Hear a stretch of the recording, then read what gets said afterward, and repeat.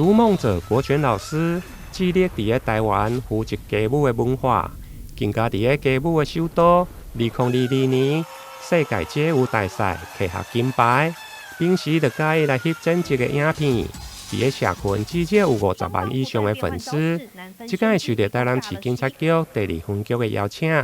特别南下来翕反诈骗的宣导影片。今天很高兴邀请我们网红国权老师来帮我们台南市警察局第2分局做反诈的宣导。我们也希望借由国权老师的高人气，来对民众做诈骗的宣导。很开心，就是来到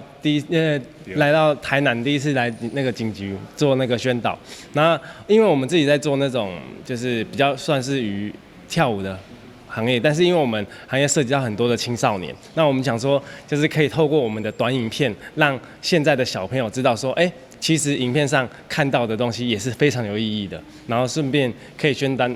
传到现在是暑期嘛，然后有些小朋友可能在网络上会比较不会分辨一些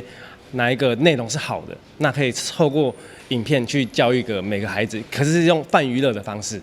知影国权老师是街舞大赛的冠军。包括分局长刘一忠，甲着2位小小的玻璃师，早就伫个现场来等待。国权老师一看到2位身穿环境背心的小玻璃师，马上甲小朋友来互动，并教导小朋友来跳街舞。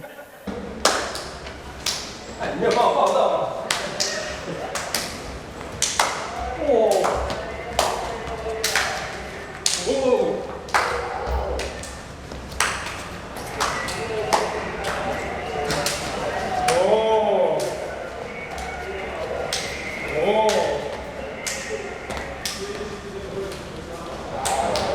街头尬舞我最酷，诈骗车手要跑路，耶！